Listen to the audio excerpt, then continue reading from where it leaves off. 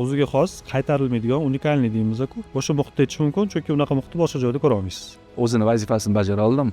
Eng asosiy ko'rsatkichlarni mustahkamlab qo'yadi, qolganida erkinlik. Loyihalardan eng sizni hayajonlantirgan. Qo'limiz bilan ushlab ko'rishimiz mumkin bo'lgan narsalarga endi kelyapmiz. Har qanaqa narsani chizish mumkin. Uni endi amalga oshirish, joyida qurish. Ishga kirmadingiz. Ish faoliyatiga o'tadimi yoki chet elga o'qishga ketadimi? Yana bitta katta qoqilish bo'ladi. Hozir masalan internetdan bu statyani o'qib, ha bo'ldi o'rganib oldim deyish mumkin. YouTube'da bitta video ko'rish ham, u ham bir izlanish. Mana shunaqa dizayn mukofotini olgan. Buni prizovoy fondi $100,000 edi. Ha, hozir dunyo tendensiyasi mana bunaqa ketyapti, biz ham shunaqa qilamiz deyishimiz xato bo'ladi. Qanaqa talabalarni tayyorlash kerak? Xuddi shunaqa ertaga AIdan keyin boshqa bitta instrument chiqadi. Ya'ni yengillikka ochiq bo'lish kerak.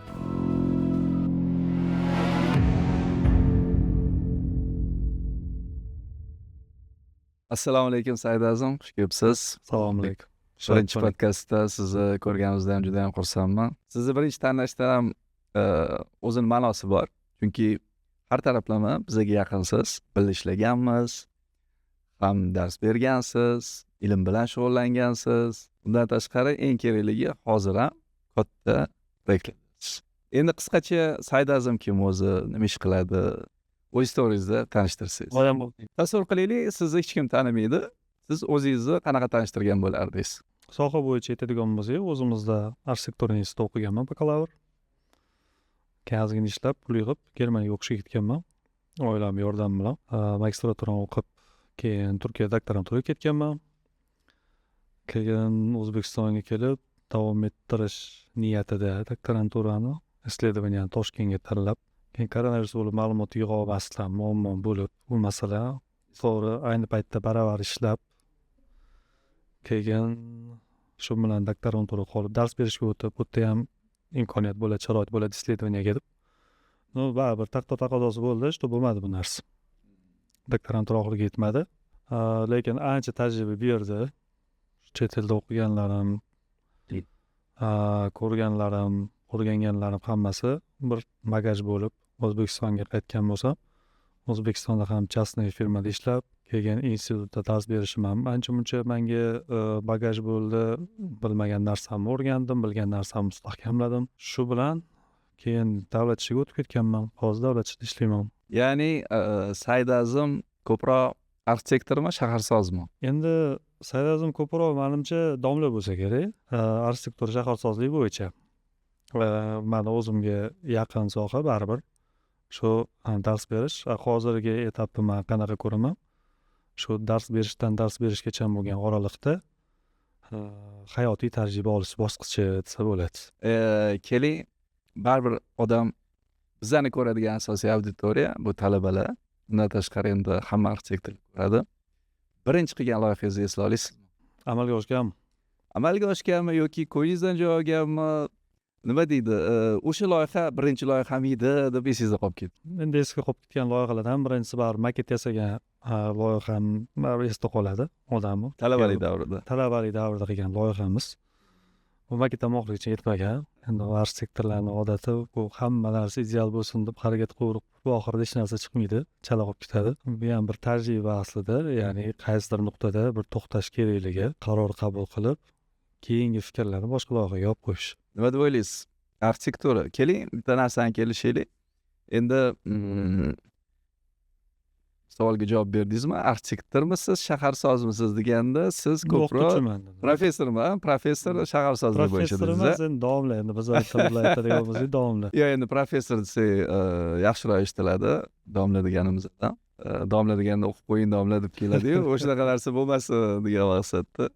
Arxitektura deb gaplashganimizda bundan buyog'iga shaharsozlik jihatdan tushunaylik-da, ya'ni shaharsoz arxitektor sifatida qabul qilaylik. Arxitektura sizni nazaringizda bu kasbmi yoki siz davom ettiring?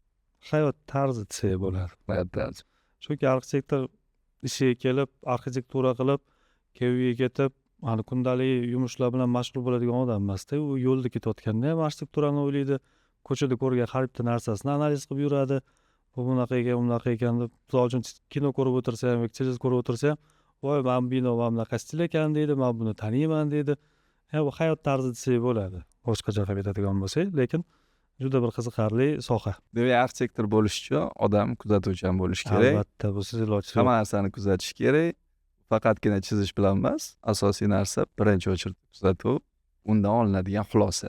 albatta arxitektorlarni kelgan bitta odati bor, ayniqsa birinchi kurs talabalarda bu yuqishni boshlaydi. Bu birinchi kurs talabalariga u ko'rgan narsasini silab ko'rish, taqillatib ko'rish, qirib ko'rish, qanaqa qattiq materialmikin, yumshoq materialmikin deb uni o'rganish, ya'ni materiallarni o'rganish shu birinchi kursdan yuqadi shu kasallik. Umrini oxirigacha davom etadi. Yuqish kerak aslida. Yuqish kerak bu narsa. Qayerqa borsa, Bo'lishi kerak. haligacha bizada bor shu narsa, обязательно taqillatib ko'ramiz. Yangi chiqqan Nima material bu. material ekan bu deb. Ha.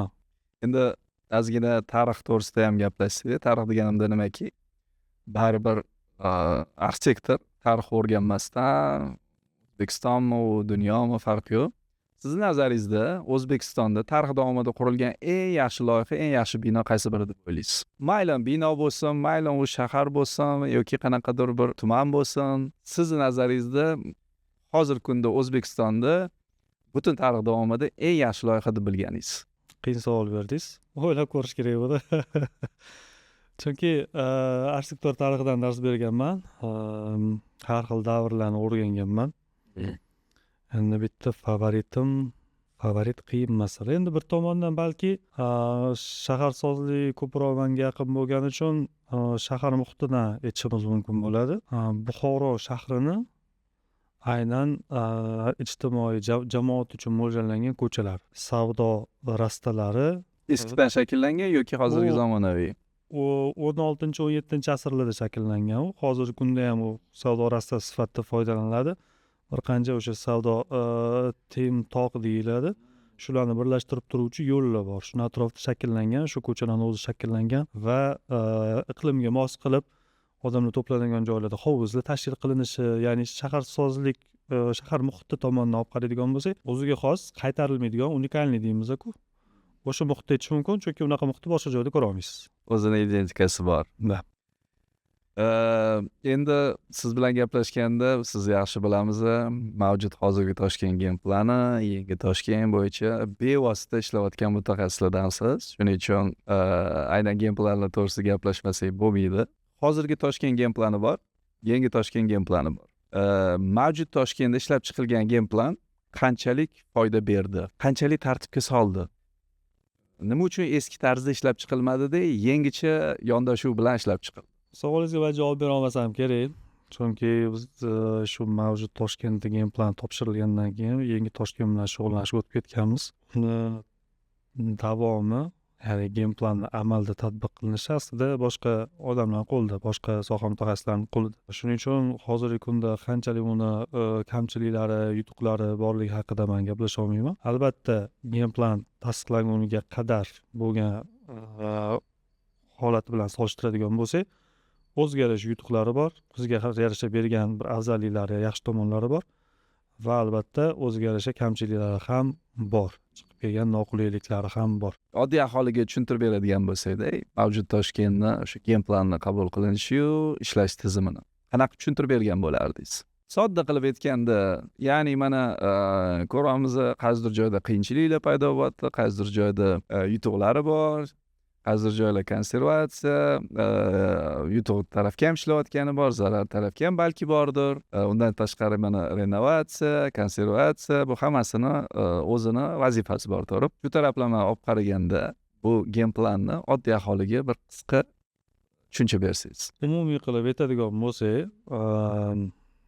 o'zi odamlar noaniqlikdan qo'rqadi har doim. Ertaga nima bo'lar ekan, uyim buzilmasmikan? Chunki sovet paytidan o'zim katta bo'lgan mahalla ham ana buziladi, mana buziladi deb kelingan mahalladan bittasi. Game plan tasdiqlangan game plan bo'lsa, o'sha xavotirlarni hammasini to'xtatadi, chek qo'yadi xavotirlarga. Ya'ni to'g'ri, misol uchun konservatsiya bo'lib yoki qizil chizig'i tushib qolgan bo'lishi ham mumkin. U imminda o'sha joy. Lekin shu aniqda, u qizil chizig'iga tushdi, tamom, bo'ldi. Qizil chiziqqa tushib qolishi mumkin, tushmasligi mumkin degan noaniqliklarga chek qo'yildi. Umumiy qilib aytadigan bo'lsak, ya'ni har bitta hududda o'ziga yarasha rivojlanish perspektivasi bor. Nima deb o'ylaysiz, aynan mana shu game plan ishlab chiqilishi, deylik, oldingi game planlarimizda juda ham detalli ishlangan. Bu ishlab chiqilgan game plan hozirgi mavjud Toshkentni muammolarni yechish uchun, tezlik bilan решение berish uchun, yechim berish uchun o'zini vazifasini bajara oldimi? Tezlik bilan yechim berish uchun o'z vazifasini bajara oldi. Boshqa tomonda aytadigan bo'lsak, nimaga detalni ishlab chiqilgan game planning o'rniga bunaqa uslub tanlandi? Ko'p joyda aytganman bu narsani. Sovet paytidagi game plan ishlab chiqish tartibi, ularni tarkibi hammasi sovet paytiga mo'ljallangan edi. Ya'ni buyurtmachi davlat, loyihachi davlat, uni amalga oshiruvchi davlat. Hozir biza sotsialistik tuzum tugatib, hozir kapitalistik tuzumga o'tganmiz.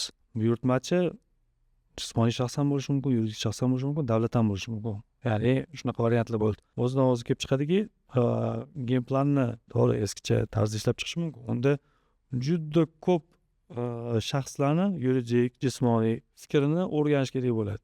Juda ko'p shaxslarni inobatga olib o'sha game planga kiritish kerak bo'ladi. Bittasi arqonni yoqqa tortsa, bittasi bu yoqqa tortadi. Fantastik o'ylab qarasak. Hozirgi qilgan game planimiz bo'lsa, eng asosiy ko'rsatkichlarni mustahkamlab qo'yadi. Qolganida erkinlik. Arxitektura jihatdan, shaharsozlikdagi, shahar muhitidagi joylashuv jihatdan va hokazo va hokazo ancha erkinligi bor. Shu jihatdan hozirgi zamonga to'g'ri keladi va bu dunyo tajribasidan o'tgan uslub. Hop, endi yangi Toshkent to'g'risida gaplashsak. Har xil joylarda chiqqan narsalar, juda ko'p narsalar bor. Birinchi savolim, yangi Toshkentda qilingan loyihalardan eng sizni hayajonlantirgan. Biz uchun, umuman O'zbekiston uchun bu tajriba, O'rta Osiyo uchun desak ham bo'ladi. Zaxadid arxitektura byurosi bilan loyiha ishlayapmiz hozir. Alisher Navoiy maqom markazi, muzey, adabiyot muzeyi va adabiyot ilmiy tadqiqot institut. Bevosita o'zingiz ishladingiz. Bevosita o'zim ishladim deyishim, endi guruhda direksiya tomonidan shu loyihachi bilan birga boshidan ishlab kelayotgan jamoani bittasi desam bo'ladi. Bu men uchun to'g'risi katta tajriba, juda katta tajriba. Loyihani o'zi noodatiy. Albatta loyihaga yondashuv, uni amalga oshirish jarayonlari, umuman boshqa bir tajriba. Bular hammasi hozir eng hayajonli qismiga kelyapmiz, ya'ni qurilish boshlanish. Ya'ni qo'limiz bilan ushlab ko'rishimiz mumkin bo'lgan narsalarga endi kelyapmiz. Ana bu haqiqiy hayajonlantiradigan narsa. Amalga oshsa hamma uchun yutuq bo'ladi, butun dunyoda ko'rsatsa bo'ladigan, albatta odamlarni chaqiradigan joyga aylanadi. Hozirdan har bir etapimizda endi Zaxadid arxitektura byuro tomonidan qilinganligi uchun har xil medialar, dunyo miqyosidagi medialarda nashriyotlarni o'zi olib, shu loyiha haqida o'zligi maqola chiqarib kelishyapti. Ya'ni bu hattoki Zaxadid Architects tomonidan ham tayyorlanayotgan materiallar emas. Ular o'zligini saytida e'lon qiladi. Boshqa media bu ma'lumotlarni olib, shu asosda materiallar tayyorlab, shu loyiha haqida dunyoga ovoza qilishyapti. Siz ko'rgan, demak bu butunlay bizdan farq qiladi dedingiz. Loyiha qilish ham, uslubi ham, yondashuvi ham. Nima narsalarni sana olasiz? 1 2 3 mana shu narsalar o'z sanamizda yo'q edi. Katta tajriba bo'ldi. Bu narsani O'zbekistonda qo'llash kerak. Endi umuman olganda loyiha ishlab chiqarish tartibi, loyihaning konsepsiyasiga yondashuvi biza bilgan metod. Lekin amalga oshirish boshqa. Loyihani amalga oshirish boshqa. Amalga oshirish paytida ko'ramiz, chunki har qanaqa narsani chizish mumkin. Har qanaqa narsani misol uchun matematik расчет qilib, nagruskalarni hisoblash mumkin. Uni endi amalga oshirish, joyida qurish, bu umuman boshqa bir masala. Chunki kompyuterda hamma narsani modellashtirish uchun programmalar bor, boshqa narsa bor. O'z hamma narsani ko'taradi. Qurish uchun bo'lsa, o'sha 10 yil, 5 yil oldin ishlatayotgan texnologiyalar haligacha o'sha ya'ni qanaqadir know-how bo'lmadi hali. Noodatiy shakllarni qurib chiqarishga. Ular qo'llayotgan qanaqadir bizda yo'q material bormi? Yo'q, ular qo'llayotgan bizda yo'q material yo'q. Hammasi o'zida mavjud bo'lgan. O'zimizda bor materiallar, ularni fizik xususiyatlaridan kelib chiqqan holda qanaqa qilib biz oldimizga qo'ygan o'sha dizayn, o'sha ko'rinishchi o'zimizdagi materiallar bilan muvaffaqiyatli bajara olamiz. Hozir oldimizda turgan masala shu. Uning uchun bir qancha testlar qilish kerak bo'ladi. Ya'ni real materiallar bilan bir nechta variantlar ishlab chiqish kerak bo'ladi. Qaysi biri to'g'ri bo'ladi, qaysi birida xatoli va uni to'g'rilash keyingi etap ishlab chiqariladi yo'q. Boyga aytganingizdek materialni ushlab ko'rish, bunda уже xususiyatini o'rganish. Albatta. Demak, boshlanishi materialni qanaqaligi hissiyoti bo'lsa, oxiri uni ichki sostavigacha bilish kerakligi ko'rinib. Yana Yangi Toshkent to'g'risida ozgina davom ettirsakda, Yangi Toshkent hozir nima deydi, yangi bo'layotgan loyihalar boshqasi to'g'risida gapirsak, u juda ham cho'zilib ketadi. Shuning uchun qisqa, ko'pchilik bilmagan nima ma'lumot bera olasiz yangi Hamma narsani aytib bo'ldik. Ko'pchilik nimaga ma'lumotlar qolgan. shaffof demak, hamma narsa ko'rinadi. Endi shu paytgacha yetib kelayotganlarimiz va bundan keyin ham aytadiganimiz yerni tagidagi kommunikatsiya tarmoqlaridan boshlangan shahar qurilishi.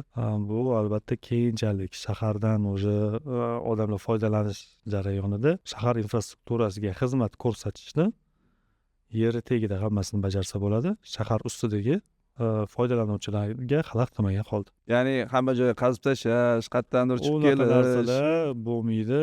Misol uchun shu kommunikatsiyalarni almashtirish kerak bo'ladigan bo'lsa, shu yer tagida galereyalar, shu yer tagidagi kirish qismlari alohida texnikalar ham kira oladigan, shular orqali kirib, ishni bajarib, keyin chiqib ketiladi.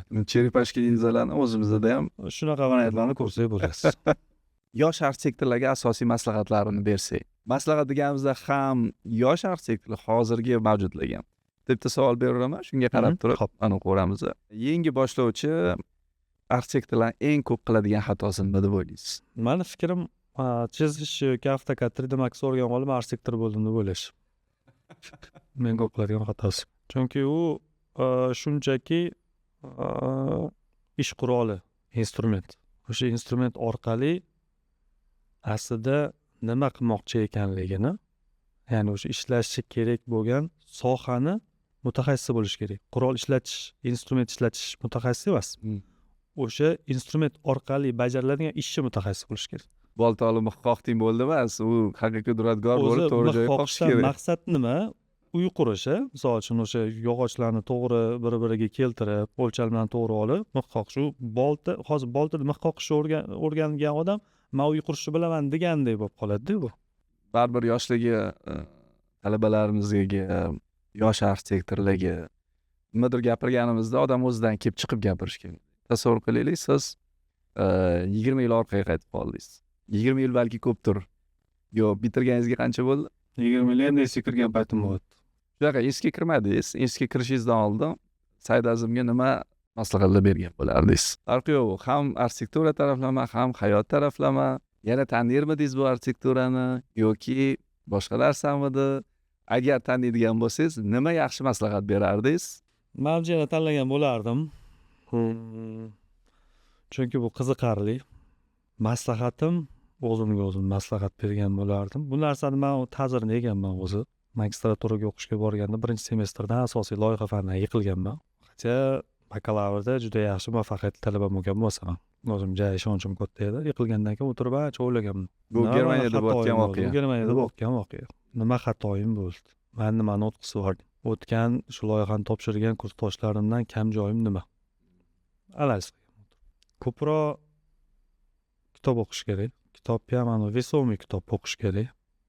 Haqiqiy bilim bera oladigan, haqiqiy izlanuvchi tomonidan yozilgan va ko'p o'qish kerak.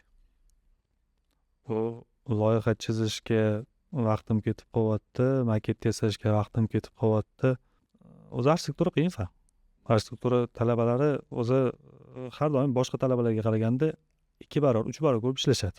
Lekin shuni orasiga kitob o'qishni ham sig'dirish kerak. Chunki aytganimdek, agar nima qilayotganini mag'zini bilmasa, institutni bitirib chiqqandan keyin ish faoliyatiga o'tadimi yoki chet elga o'qishga ketadimi, yana bitta katta qoqilish bo'ladi ko'p holatlarda. Chunki yetarlicha olish kerak bo'lgan bilimni bakalavr davrida olmagan bo'ladi. Men o'zimdan kelib chiqib aytaman. O'zingizga o'zingiz maslahat berasiz hozir. 20 yil orqaga qaytib. Chunki keyin men majbur bo'lganman. Men bu 4 yillik olishim kerak bo'lgan kursni ekspress kurs qilib 2 oyda, ya'ni kanikul payti 2 oyda shuni qaytadan o'rganib chiqishga. Sababi kitob ko'p o'qimaganingiz, Sababi izlanmaganligim. izlanmaganingiz. Kitob o'qish, endi kitob o'qish o'sha izlanishni, bilim olishni asosiy qismini tashkil qiladi. Hozir masalan internetdan bu statyani o'qib, ha bo'ldi o'rganib oldim deyish mumkin, lekin u statya kitob o'rgatadigan narsani 1% ko'rsatadi faqatgina. 1% olib, o'sha mag'zini olib ko'rsatgan bo'ladi. U ham aslida o'qish, misol uchun internetdan statya o'qish ham yoki YouTube'da bitta video ko'rish ham, u ham bir izlanish soha bo'yicha. Yana o'sha narsa kitobdagi asosiy g'oyani bu qaymog'ini olib bergan bo'ladi ular. Bu orqali ham tez o'rganib ketish mumkin bo'ladi. Lekin o'sha 5 yillik, 4 yillik vaqtda agar kitob o'qisa, yaxshilab hazm qilib, singdirib o'rganadi bu narsani. Haqiqiy algoritm yig'iladi. Albatta. Tayyor bo'lib qolgan algoritmni ko'rib, men bilar ekanman degan. Zo'r, kitoblar to'g'risida aytdingizmi? Hozir keyingi savolim ham kitoblar to'g'risida. Stol kitobi, ya'ni stolda doimiy turish kerak deb o'ylagan 3 ta kitobingiz, siz sevib o'qiydigan 3 ta kitob. Doimiy stolda turish kerak bo'lgan kitoblardan bittasi Noyfert, talabalarga ayniqsa. Nafaqat talabalar emas, ish vaqtida ham juda ko'p marta bu kitobga murojaat qilganmiz. Faoliyatda ham, chunki u ensiklopediya, arxitektorlar ensiklopediyasi. Yana bitta kitob, endi asosan talabalar bo'lganiga arxitektura maktabida o'rgangan 101 ta narsam degan kitob bor. Xuddi shunaqa urban dizayn sohasida maktabida o'rgangan 101 ta narsam degan shunaqa seriya kitoblar bor. Har doim taklif qilaman mana. U eng qaymog'i, misol uchun uni 52-punktini o'qidi, nima yozilgan? Bir abzats, nari borsa 2 abzats narsa yozilgan bo'ladi, uni illyustratsiyasi turgan bo'ladi. O'sha 2 abzats eng mag'zi. O'shani o'rganish kerak. O'sha yerda 2 ta 3 ta u bilmaydigan termin bo'ladi. O'qiyotgan odam bilmaydigan termin bo'ladi. O'sha terminlarni o'rganib, bilimini mustahkamlab olish kerak. Yana o'sha narsa qaymoq, ya'ni qaymoq turadi qo'lida. Ha, mana bu narsa bor edi, esimdan chiqib, ha, bu narsa bor edi, esimdan chiqib. Keyin 3-kitob, men doktoranturada o'zimga kashf qilganman bu kitobni. Hattoki doktoranturada. Endi u biroz nima deydi? Ancha bilim bagajini talab qiladigan kitob. O'qish qiyinroq. O'qish qiyinroq emas. Juda ko'p narsani o'z ichiga olgan. Juda ko'p narsani, juda ko'p sohani. Ya'ni unga tayyorlanib kelish kerak. Bu kitob shunaqangi ta'rif berganki, mana o'zimni o'qituvchim, ustozim doktoranturada agar xristian dinida Injil kitobi bo'lsa degan, arxitektura shaharsozlikda shu kitob degan. Shunaqa tenglashtirilgan. Endi shunaqa gap solishtirma. Ya'ni arxitektura shaharsozlikni eng asosiy kitobi deb aytgan va bu kitob Kristofer Aleksanderni Pattern Language degan kitobi. Uni Yezik Shablonov deb ruschasiga tarjima qilingan, ruschasi ham bor. O'zimda uni sotib olganman. Keyin O'zbekistonga kelgandan keyin chet elda bu narsani topish qiyin bo'lgan, Turkiyada ozgina qiyin bo'lgan. Boshqa davlatlarda topsa bo'lar. Sotib olganman, o'zimni shaxsiy bibliotekamda turadigan juda bir haqiqiy kattagina kitob. Xo'p, stol kitoblari to'g'risida gaplashdik. Endi o'zingiz mazza qilib o'qiydigan 3 ta kitob. Arxitektura bo'lishi shart emas. Endi arxitektura bo'lgani yaxshi edi. Baribir bizani ko'radigan auditoriya arxitektorlar. Lekin mayli, nima deydi, faqatgina ish bilan emas odam, ozgina dam olish ham kerak, madaniy, ma'rifiy energiya olish kerak odam. O'shalar uchun ham bo'ladi.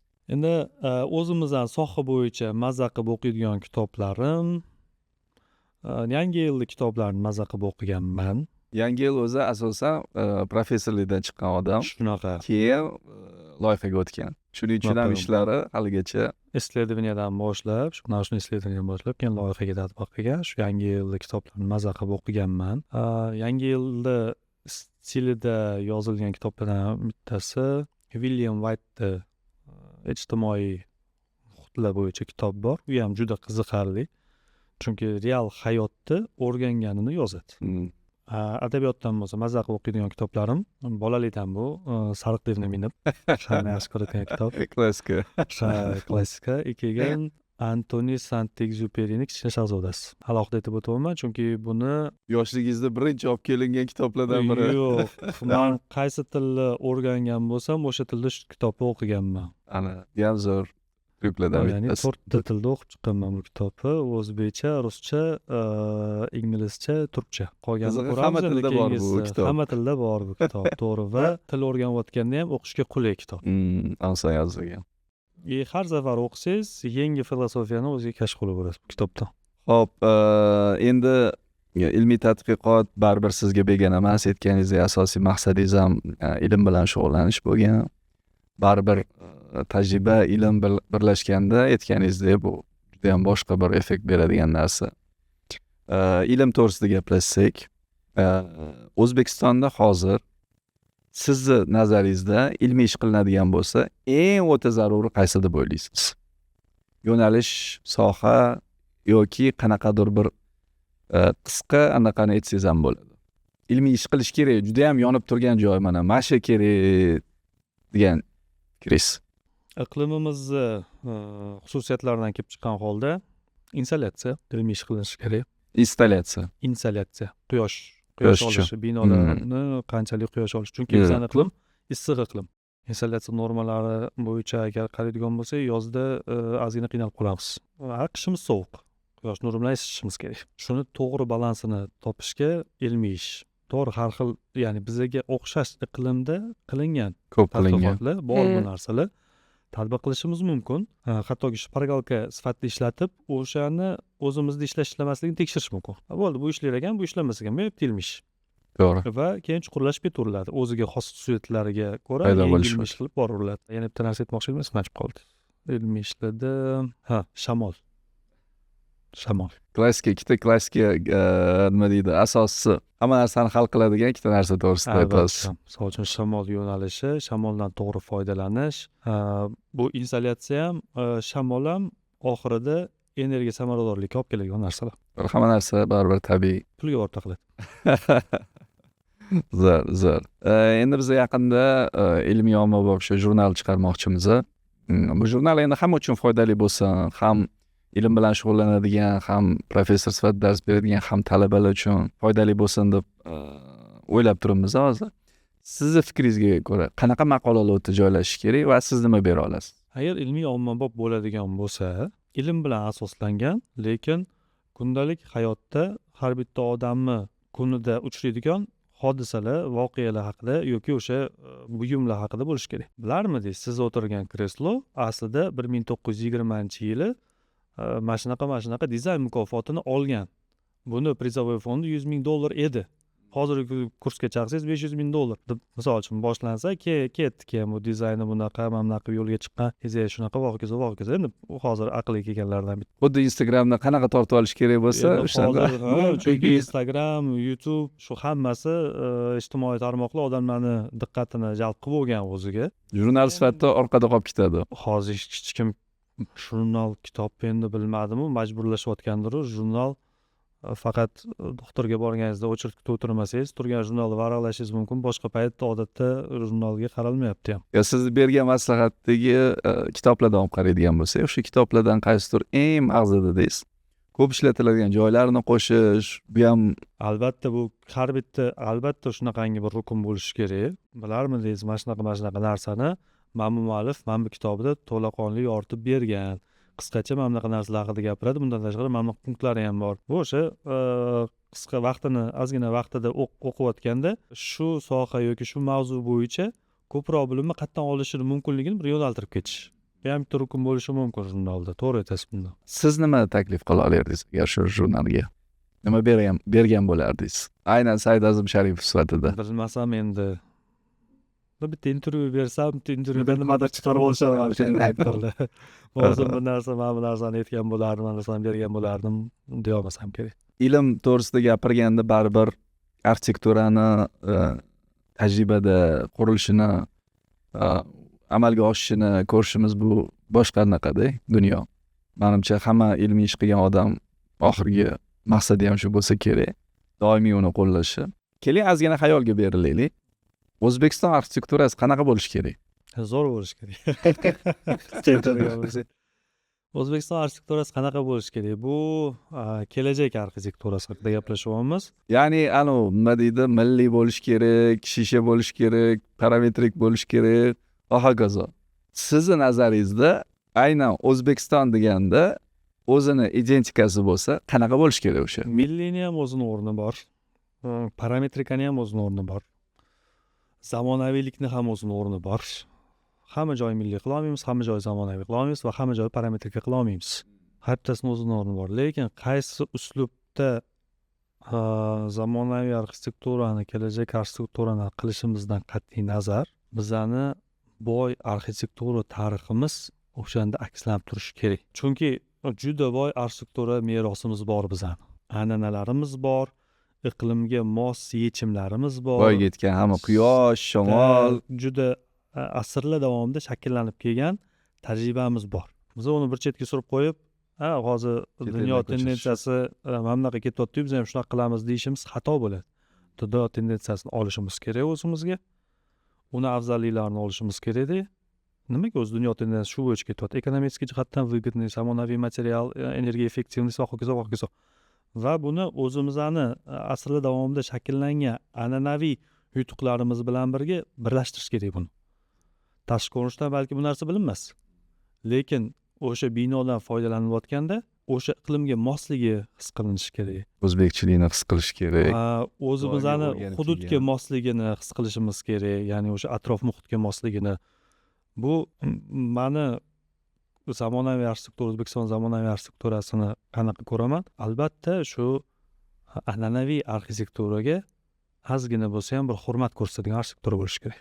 Bog'langan Va shu narsani hurmatini joyiga qo'ygan holatda o'shandan bir an'anaviy arxitekturani o'rinli davomchisi bo'la oladigan arxitektura bo'lishi kerak, zamonaviy arxitektura.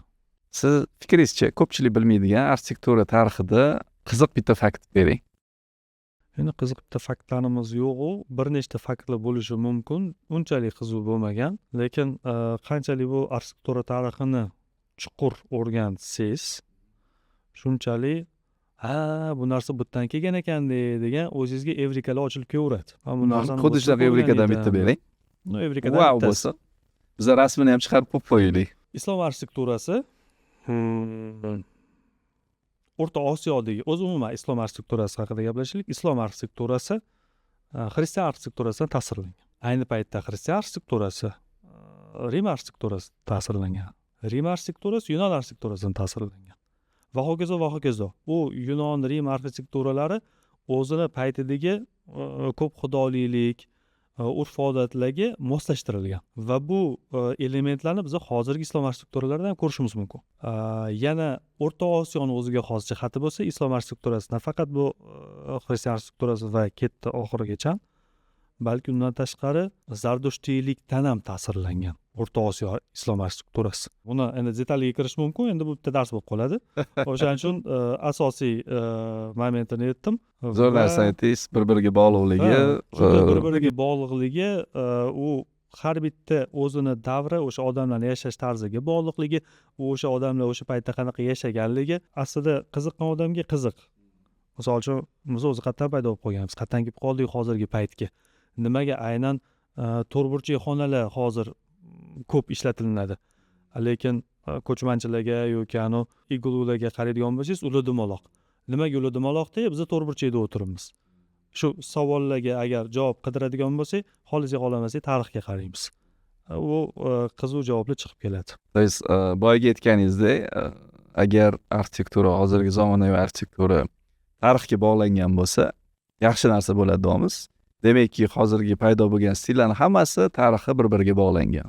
Albatta. Ya'ni o'sha zamon ehtiyojidan kelib chiqib, shakllar, arxitekturaviy shakllar yoki arxitekturaviy stillar kelishib boravergan, rivojlanib boravergan, o'zgarib boravergan. To'g'ri, har doim ham bir xil rivojlanish bo'lmagan, qaysi paytlar rivojlanish, qaysi bir paytda tushish. Hozir agar shu narsalarning tarixini biladigan bo'lsak, hozirgi savollarga, arxitektura yetish kerak bo'lgan savollarga to'g'ri javob bera olamiz. Endi hozir podkastimiz universitetda olinyapti, Central Asia University'da. Nima deb o'ylaysiz? Universitet qanaqa talabalarni tayyorlash kerak? Hozirgi texnologiyalar, hozirgi paydo bo'layotgan voqealar, deylik, hozirgi kunda ishlar, boshqasi juda ham tez eskirayotgan holat ham bor. Kimdirlar kerak emas bo'lib qolyapti deymiz, kimdirlar deylik, mutaxassislar hozirgi kunda juda ham zarur, topilmayapti.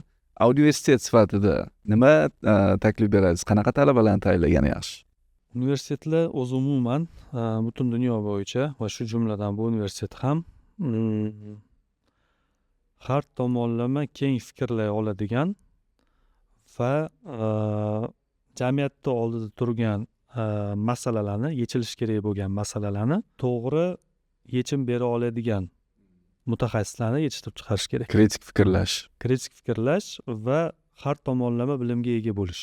To'g'ri, arxitektura sohasi faqat arxitektura deymiz, lekin u psixologiyaga borib taqaladi. Odam psixologiyasi, chunki muhitdan odam foydalanadi. Ko'cha muhit bo'ladimi, ichkarigi muhit bo'ladimi, shu odam foydalanadi, odam psixologiyasidan kelib chiqadi, o'zini qanaqa his qiladi u muhitda va hokazo va hokazo. Harakatlanamiz, transport oqimlari va hokazo, muhandislik tarmoqlari, juda ko'p sohani o'z ichiga Hattoki doktor ham bo'lishi mumkin. Sabab agar больница quriladigan bo'lsa, doktorlikni Albatta. o'rganmasa bo'lmaydi. Chunki u faqat uy qurish emas arxitektura, u har xil funksiyadagi binolar o'ziga yarasha har xil sohani bilishni talab qiladi. Arxitektura xuddi bir nechta sohadagi odamlarni birlashtirib turadigan bir uzil, bo'g'im sifatida qarashimiz mumkin arxitektorlarga. Zo'r, tarix to'g'risida gaplashdik, studentlarni aytdik, endi kelajakka boshladik. Kelajak o'sha texnologiyalari boshqasi. Chunki talabalarni ham qanaqasini tayyorlaydi deydigan bo'lsak, kelajak to'g'risida baribir fikr ketdi. Bizani O'zbekistonda yaqin kelajakda nimalar kutyapmiz? Hozirgi bo'layotgan voqealarga qaraydigan bo'lsak, juda tez rivojlanish ko'ryapmiz hozir. Nafaqat qurilish sohasida, balki hamma sohalarda. Bu albatta bozorda layoqatli kadrlarga bo'lgan ehtiyojni oshiradi. Hozir o'zidan biz chet eldan kadrlar olib kelib ishlatyapmiz. Qaysi soha bo'lishidan qat'iy nazar. Shunga tayyor bo'lishimiz kerak birinchi navbatda. Yetishib chiqayotgan talabalar shunga tayyor bo'lishi kerak va bunaqa talabalarni yetishtirib chiqarish uchun o'sha universitetda dars beradigan professor o'qituvchilarni o'zi shunaqa talabalarni o'qitishga tayyor bo'lishi kerak. Bu o'zini ustida ishlash bilan amalga oshiriladi. Endi o'zini ustida ishlash deganda shu paytgacha bo'lgan bilimlarni o'rganish o'zi yetarli bo'lmayapti hozir. Mana bugun chiqqan yangilikni bugun o'rgansangiz, ertaga u yangilik eskirib qolyapti. Bir qadam oldinga o'tishimiz kerak va yaqin kelajakda qanaqa bilimlarga ehtiyoj bo'ladi? Yaqin kelajakda qanaqa qobiliyatlarga ehtiyoj bo'ladi? Ya'ni rivojlanishga qarab ketyapti. Shunga moslashgan holatda, chunki hozir birinchi kursga kirgan talaba 4 yildan keyin institut bitiradi. 4 yildan keyin holatga birinchi kursdan o'zi o'qishni boshlash kerak. Ya'ni kelajak uchun o'qish kerak aslida. Ana o'shanda zamonga mos, menimcha, yoshlar yetishib chiqadi. Okey, yoshlar to'g'risida bu, lekin arxitektura yaqin kelajakdan O'zbekiston arxitekturasi nima kutyapti? Bilasizmi, kelajak haqida gaplashilganda har doim ikkita ssenariy bo'ladi. Endi uchinchisi o'zgarmaganligi uchun ko'p holatda hisobga olinmaydi. Bittasi yaxshi tomonga o'zgarish, bittasi yomon tomonga o'zgarish. Biza yaxshi tomonga o'zgarish haqida fikrlaydigan bo'lsak, yomon tomonga o'zgarishga olib boradigan ta'sir etuvchi omillarni inobatga olmay qolishimiz mumkin. Kelajakda yaxshi ham bo'lishi mumkin, yomon ham bo'lishi mumkin. Endi buni chuqur gaplashadigan bo'lsak agar, kelajakda nima kutyapti? Biza o'sha ta'sir etuvchi omillarga qiladigan reaksiyamizga qarab, yo yomon tomonga ketamiz, yo yaxshi tomonga ketamiz. Tarix har bitta nuqtasida shu narsa bo'lgan. Hozir ham biz shunaqa aytib turibmiz. Lekin baribir yomon tarafga ketgan taqdirimizda ham Hech narsa qilmaganda yaxshiroq. Peshingiz borib devorga urilgandan keyin ko'z ochiladi-yu. Mana shu narsani oldinroq bilsam edi, mana shu narsani to'g'ri qilardim deb, yana qaytadan yaxshi tomonga o'tishga, to'g'ri yo'nalishda rivojlanishga o'tishga harakat qilaveramiz. Bu narsani oshib o'tish mumkin. To'g'ri rivojlanishga o'tishimiz mumkin. Uning uchun qo'yayotgan qadamlarimizni har bittasini analiz qilishimiz kerak. To'g'ri, endi to'g'risini aytsam, sizni AI to'g'risida fikr yuritasiz, AI ga o'tamiz deb kutgan edim. Mayli, o'zim bu anaqada aytsam, aytishadi endi AI odamni ishini olib qo'yadi. Demak, arxitektura sohasida ko'p narsa rivojlanib ketyapti, o'zi chizyapti. Sizni fikringizcha, AI bu odamni ishini olib qo'yadimi yoki? Endi nima deydi? AI odamni ishini olib qo'yadi deb o'ylamayman men. AI ham hozirgi biz ishlatayotgan AutoCAD, 3D Max'ga o'xshagan bitta ish quroli.